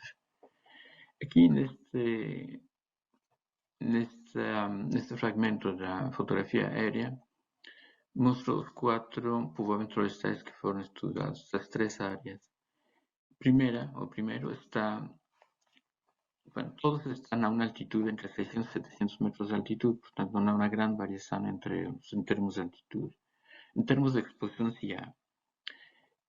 Este primeiro povoamento tem uma exposição orientada para oeste e noroeste, essencialmente oeste. O segundo povoamento está orientado em direção norte e, em alguma medida, noroeste. E o terceiro povoamento está orientado para este e nordeste. Nós instalamos, através de uma amostragem sistemática, 38 parcelas de inventário. Em cada uma destas parcelas, instalamos uma parcela que será subparcela A1 e A2. Na parcela A1, nós fomos estudar e recolher informação das árvores vivas e mortas, e na parcela A2, fomos estudar a regeneração natural e a biodiversidade do subcoberto. Nesta parcela A1, que tinha 400 m², todas as árvores foram registradas, vivas e mortas. Foram registradas as coordenadas geográficas e também para, quando havia cepos, também foram registrados. Nas árvores vivas e mortas, foram registrados o diâmetro, a altura do peito, a altura total, o diâmetro da base. E no caso dos cepos, foi medido, obviamente, apenas o diâmetro da base. Os logs, que correspondem aos troncos que estão derrubados e que se encontram no solo, foram medidos os diâmetros dos extremos e o comprimento. Por outro lado, em termos de regeneração, foram contados o número de pés de cada uma das espécies presentes em cada uma destas subparcelas que tinham 4 m² de área. E em termos de subcoberto, foi realizada uma avaliação do grau de coberto de cada uma das espécies presentes. Em termos de tratamento de dados, relativamente à estrutura, foram avaliadas a densidade, a área basal, o volume e o carbono armazenado, tanto das árvores vivas como mortas. Estas foram avaliadas através de uma análise de variância, cujo factor de variação foi, obviamente, o povoamento ou a área. Relativamente à composição, foi avaliada a regeneração através do teste de Kruskal-Wallis, em que estamos comparando as 3 áreas, ou dito de outra forma, os 3 povoamentos florestais. A biodiversidade foi avaliada a través de teste de Mann-Whitney, ou seja, fizemos uma comparação entre como era a biodiversidade antes e depois do distúrbio. E isto é possível porque nós tínhamos dados destas áreas, desses povoamentos florestais maduros de Pinheiro Bravo, antes da presença desses agentes de distúrbio. Em termos de resultados, temos que a estrutura, em termos de estrutura, de acordo às variáveis que foram estudadas, podemos, a partir desta tabela, mencionar os seguintes aspectos que são os mais relevantes. Em termos da densidade de árvores mortas, observamos que na segunda área, no segundo povoamento florestal, temos o maior número de árvores mortas hectare. De facto, este valor é significativamente diferente do povoamento 1 e 3. Sim. E, em consequência, também será para a área basal, a área que ocupavam estas árvores, o volume que elas tinham e a captura de carbono que elas proporcionavam. Por outro lado, entre povoamento 1 e 3 não há diferenças estatisticamente significativas. Eu relembro que a localidade número 2, ou área número 2, encontrava-se muito mais exposta aos ventos dominantes, sobretudo do inverno, que é quando mais frequentemente aparecem estas tempestades. Por outro lado, a área 3, o povoamento 3, é aquele povoamento que tinha maior biodiversidade de espécies do extrato arbóreo. E, portanto, também aqui observamos os valores mais baixos para todas as variáveis andrométricas estudadas. Ainda em termos de estrutura, gostaria de referir que inicialmente os povoamentos florestais tinham uma estrutura regular, ou seja, tinham uma forma muito parecida a esta que está aqui. Isto quer dizer que os povoamentos florestais tinham concentrados todos os indivíduos em poucas classes diamétricas. Uma vez que acontecem os agentes de distúrbio, tal como aparece nos 3 povoamentos florestais, aparece a regeneração natural, e é muito mais evidente no segundo povoamento florestal. Em pormenor, em termos de condições biofísicas, podemos referir que na primeira área as árvores mais afetadas eram aquelas que estavam a uma maior altitude. São aquelas que estão aqui com esta cor castanha. No segundo povoamento, o que nós estamos a observar é que o maior número de árvores afetadas eram aquelas que estavam com uma orientação mais ao noroeste ou norte, sim? E por último, na terceira área, no terceiro povoamento, as árvores que estão afetadas foram aquelas que estavam na parte mais alta deste povoamento, desta área. Em termos de regeneração natural, não houve diferenças estatisticamente significativas entre os 3 povoamentos, entre as 3 áreas estudadas. No entanto, podemos ver que aqui há sempre uma maior regeneração.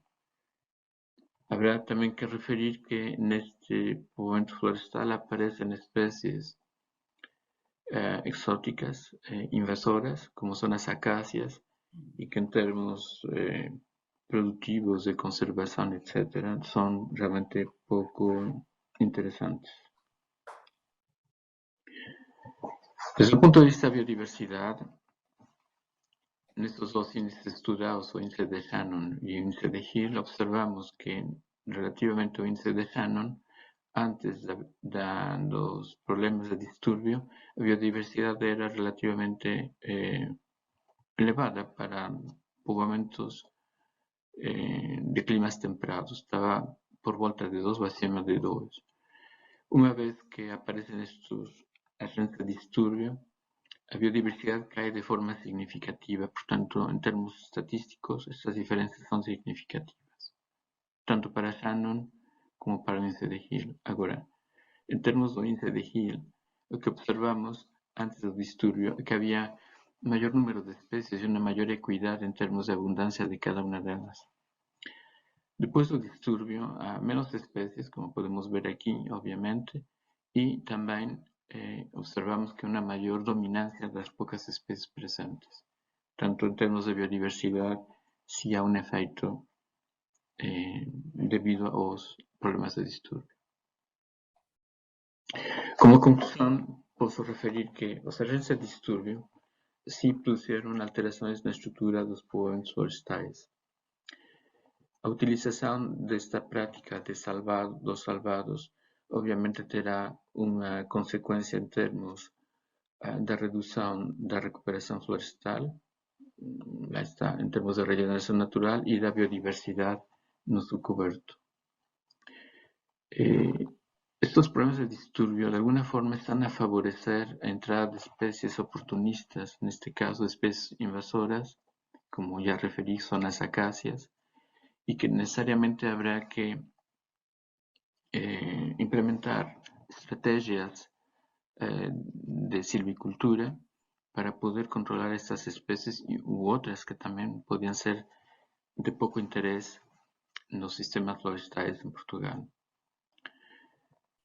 Por outro lado, a existência de mosaicos, a criação destes mosaicos em que temos povoamentos com diferentes idades, com diferentes composições, pode de alguma maneira tornar estes ambientes mais resilientes. E o que nós também notamos é que os povoamentos mistos mostraram ser mais resilientes perante estes problemas de distúrbio. Muito obrigado. Bom dia. O trabalho que vos vou apresentar representa uma contribuição para a divulgação de práticas de adaptação das florestas às alterações climáticas. O clima está a mudar. Bom dia. O trabalho que vos vou apresentar representa uma contribuição para a divulgação de práticas de adaptação das florestas às alterações climáticas. O clima está a mudar e, como é do conhecimento público, a ocorrência de fenómenos climatéricos extremos originam graves distúrbios na floresta. Falamos, por exemplo, da ocorrência de grandes incêndios florestais, como os que aconteceram no ano de 2003, 2005 e 2017. Falamos também de outros acidentes climatéricos extremos, como a tempestade Leslie, que atingiu sobretudo a região centro do país em 2018. Falamos ainda de outros fenómenos que, ocorrendo sozinhos ou em consequência dos distúrbios que anteriormente referimos, são uma grande causa de perda de produtividade e vitalidade das florestas. Refiro-me concretamente à proliferação das espécies invasoras e ao aumento das pragas e doenças que afetam todos os povoamentos florestais, mas que na região centro afetam sobretudo o pinheiro bravo. Os dados estatísticos que nós temos disponíveis neste momento mostram já o efeito destes distúrbios, como por exemplo com a diminuição da área de pinheiro bravo e a sua perda de qualidade na região centro.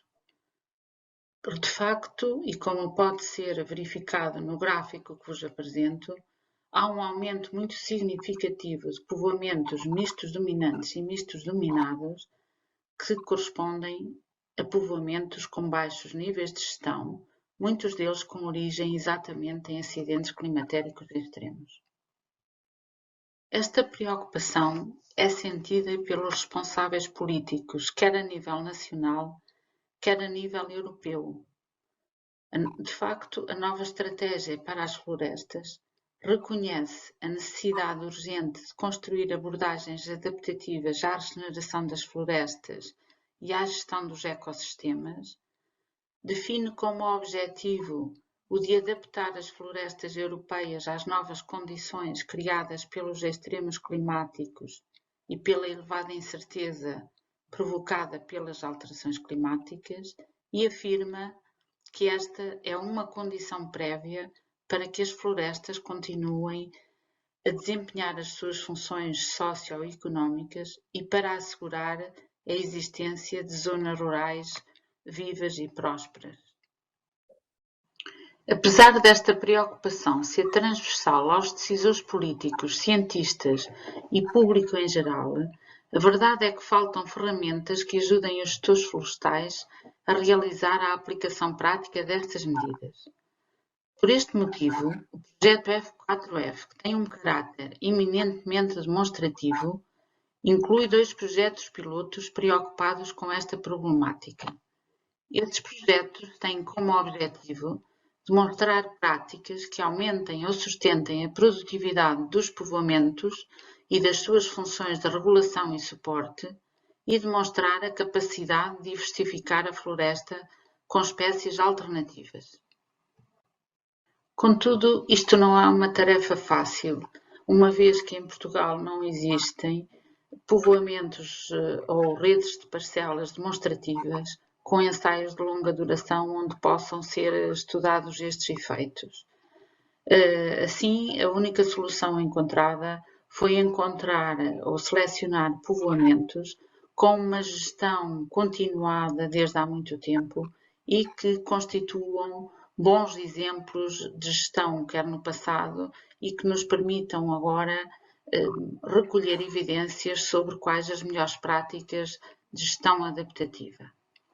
Foi neste sentido, então, que decidimos montar uma rede de parcelas demonstrativas em que cada uma ilustra uma medida importante do ponto de vista das medidas de adaptação das florestas às alterações climáticas, e essas parcelas foram organizadas em percursos demonstrativos temáticos, tendo o propósito de ilustrar medidas de adaptação em povoamentos florestais já constituídos com alta produtividade e que sofreram distúrbios, e outro tema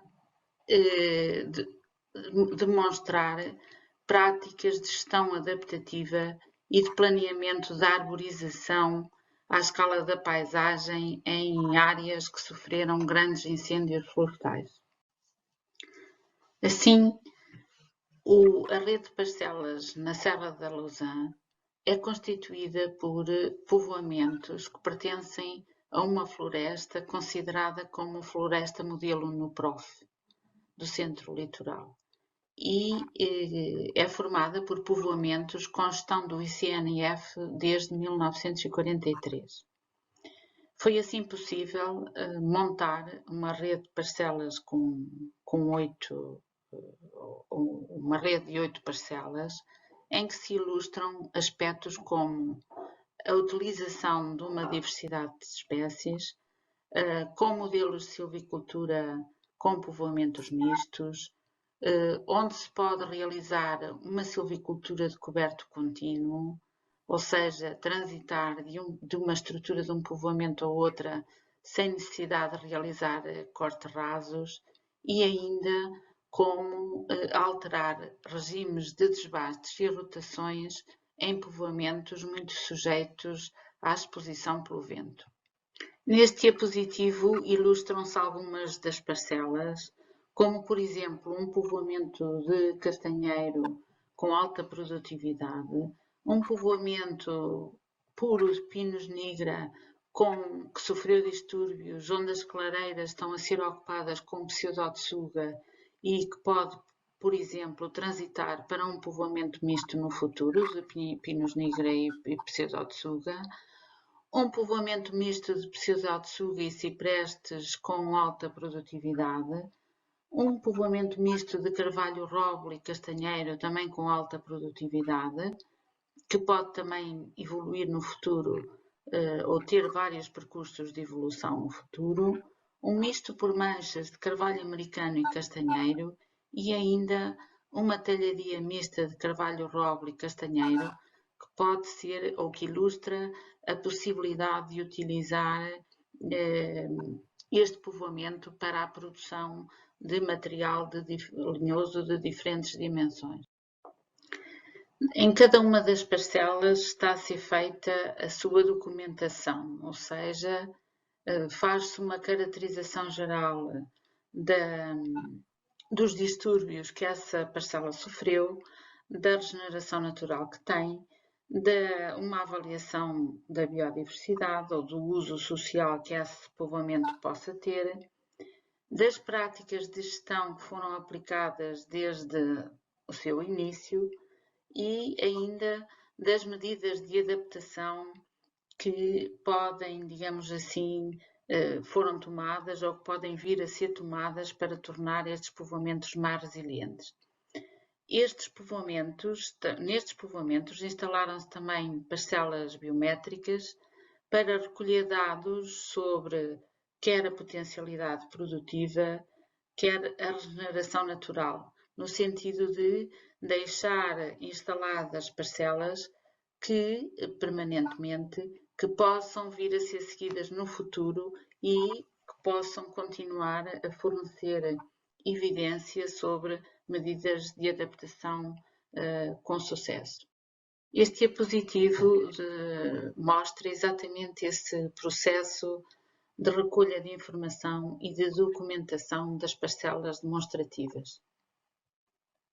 Passemos então agora para o outro percurso demonstrativo que foi instalado ou que vai ser instalado no projeto Serra do Açor, que, como já dissemos, está localizado no concelho de Arganil e que visa demonstrar como pode ser realizado o planeamento ou incluir práticas de adaptação dentro do planeamento de novas arborizações em espaços percorridos por grandes incêndios. Este projeto tem ainda a particularidade de permitir ilustrar a multifuncionalidade da floresta, ou como se pode promover a multifuncionalidade na floresta, ilustrar novos aspectos ou um tipo de governação diferente e outras técnicas de gestão adaptativa. Só um pouco de contextualização, portanto, o projeto Serra do Açor surge a seguir aos grandes incêndios de 2017, ocupa uma área de 2.500 hectares de terrenos que pertencem a uma associação de baldios do concelho de Arganil. Trata-se de uma iniciativa endógena de planeamento da arborização ao nível da paisagem, que resultou de uma parceria que reúne o município de Arganil, as comunidades de baldios, a Escola Superior Agrária e o Grupo Jerónimo Martins, que financiou a execução do projeto no âmbito de uma operação de mecenato e responsabilidade social. Este percurso, portanto, como já foi referido, ilustra várias medidas de adaptação, nem todas práticas de gestão propriamente ditas, mas também algumas delas, começando pela utilização de povoamentos mistos. Em 85% da área está ocupada com povoamentos mistos, de várias espécies e em diferentes composições, e sempre com recurso a espécies, tem espécies exóticas e espécies autóctones, mas todos os povoamentos têm pelo menos uma espécie autóctone, e, portanto, ilustra estes aspectos. Apresenta também como aproveitar a regeneração natural e utilizá-la e diversificar as florestas introduzindo novas espécies. Mostra como pode ser diversificada os objetivos de produção de material lenhoso, por exemplo, e não só, com a produção de frutos também e a forma como podem ser distribuídos de maneira mais regular ao longo do tempo. Tem uma grande variedade de modelos de silvicultura um pouco inovadores, não é? Que tentam exatamente fazer esta adaptação e representa também um compromisso de gestão ativa ao não ser implementado apenas num ano e onde tem um horizonte de planeamento de 15 anos, permite exatamente fazer a gestão adaptativa, ir aprendendo com aquilo que se vai realizando, digamos assim. E depois tem também uma grande preocupação com a sustentabilidade social e com a promoção do emprego, e isso vê-se perfeitamente na forma como o cronograma do projeto e a tipologia das intervenções foi estabelecida.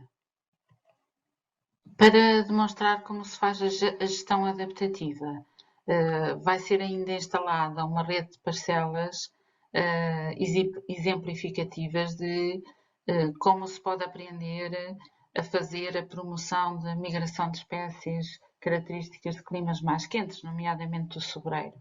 Como nos primeiros anos do projeto as plantações de sobreiro tiveram um insucesso bastante grande, estão-se a ensaiar em parcelas demonstrativas novas técnicas de instalação para ver se produzem melhores resultados.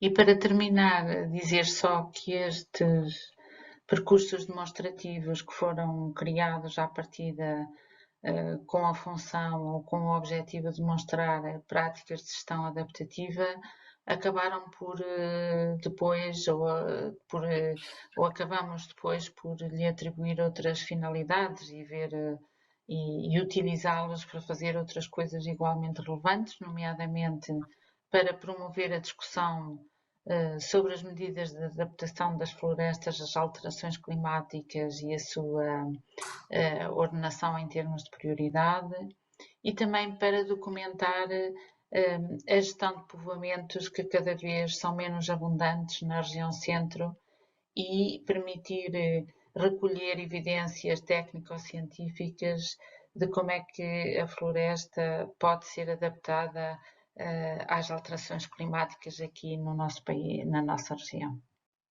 E com isto termino agradecendo a atenção que me foi dispensada. Muito obrigada.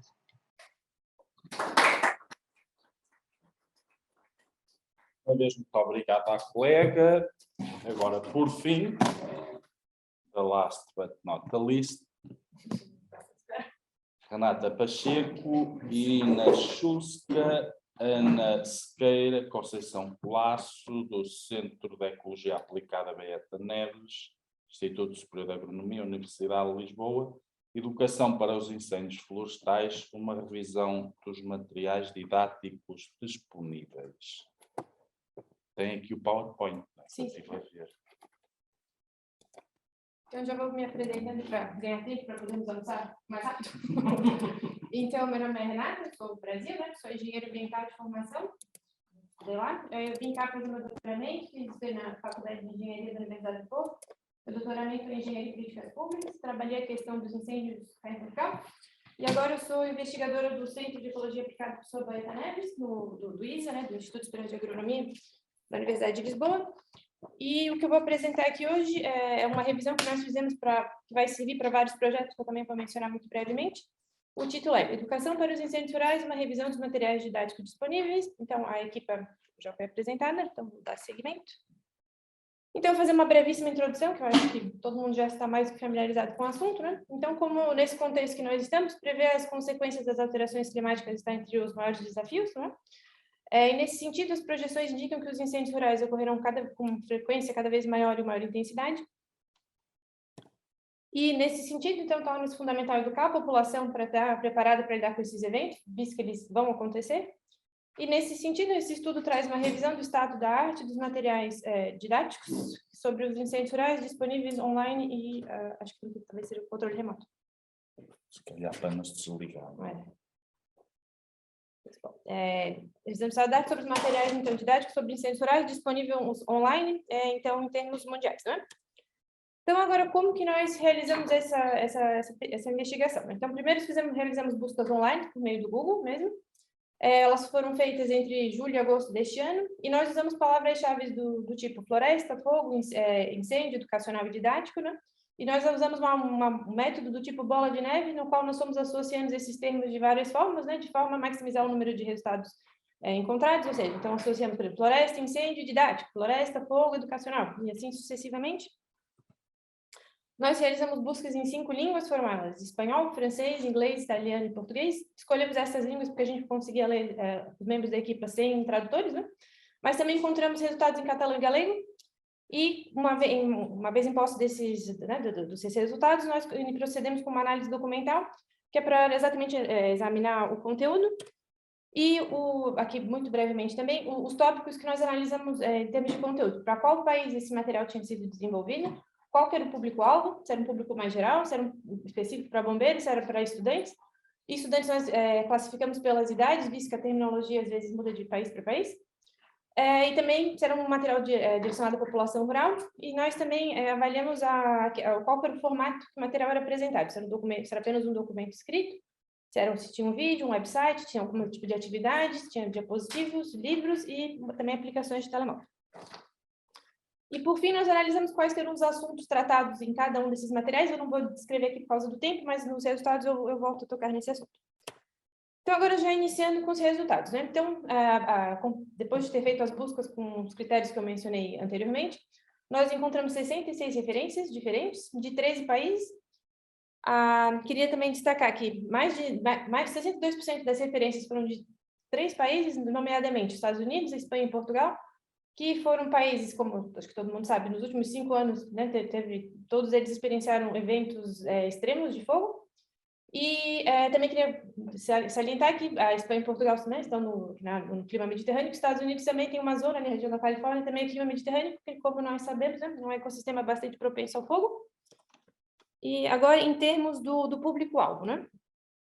Cerca de quase 60% dos materiais era destinado a estudantes de todas as faixas etárias. Isso muito provavelmente já se deve ao fato de que esse pessoal já está num ambiente de ensino, então talvez facilite introduzir esse assunto nesse momento.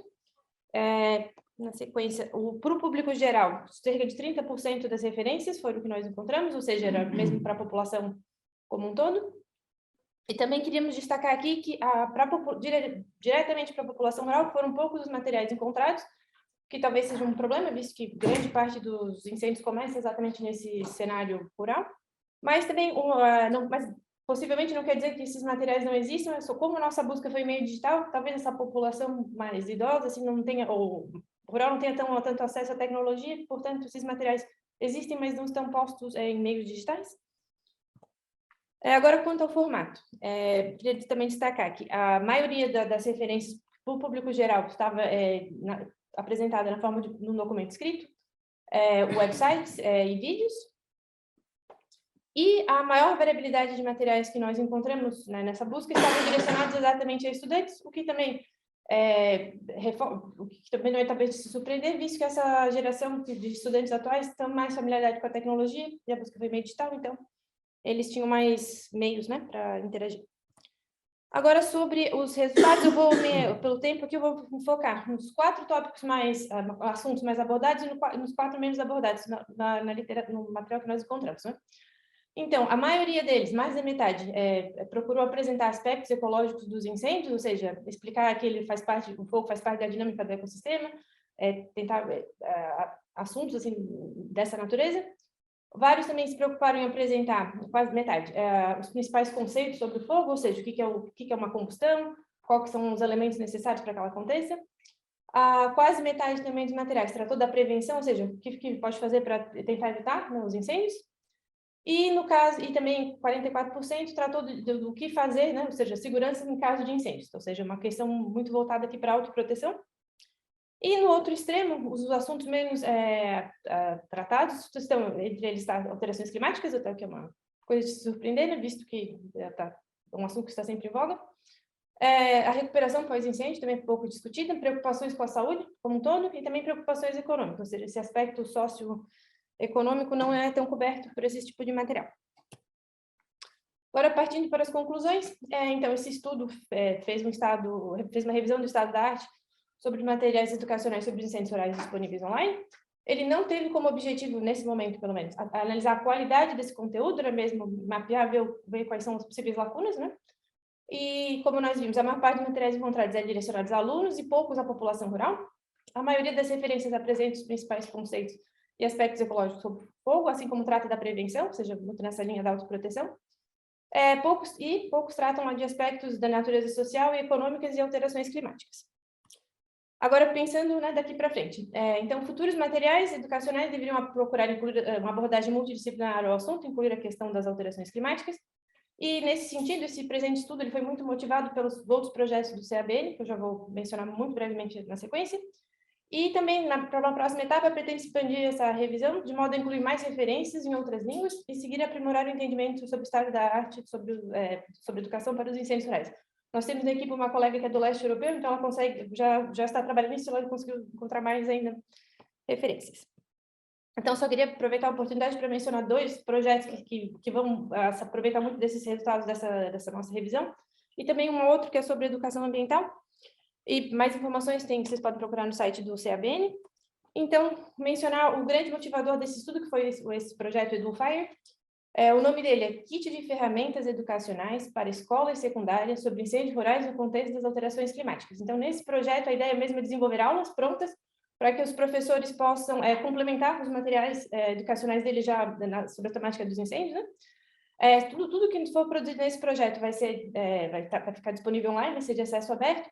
E o público-alvo, então, são professores e alunos do ensino básico e secundário entre os 12 e 16 anos. Então, muito dessas lacunas a gente pretende preencher dentro do escopo desse projeto.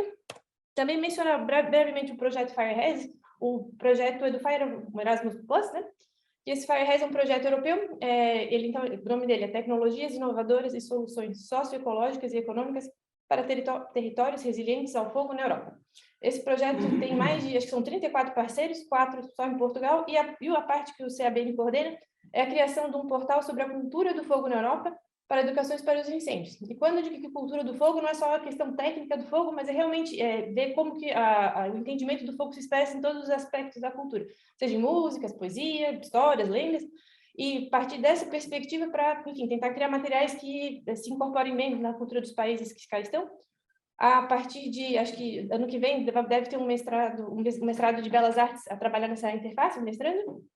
E se alguém aqui tiver alguma contribuição para fazer, quiser mandar alguma coisa da sua localidade, pode mandar para o CABN, que nós vamos incluir no portal, assim que ele estiver operacional. E, por fim, só aproveitar para divulgar um pouquinho a exposição que chama Fogo Frio, que ela é uma exposição-jogo para jovens, crianças e adultos sobre prevenção de incêndios. E nessa exposição, ela mostra que queimar a vegetação no inverno pode ser benéfico para diminuir a intensidade dos incêndios rurais, protegendo as florestas e casas no verão. Por isso o nome Fogo Frio, ou seja, eu faço queimas e fogos controlados no inverno, de modo a evitar fogos muito intensos no verão, né? Preservar vidas e o patrimônio. E, então, essa exposição vai ficar até o final desse ano, dia 31 de dezembro, no espaço Smiles em Sintra, na Ribeira de Sintra. Quem tiver a oportunidade de ir, já fui na inauguração, bem interessante. Queria também só agradecer brevemente a FCT pelo financiamento pelo Erasmus Plus, também, o União Europeia. E era isso, foi um pouquinho rápido, mas é para a gente almoçar.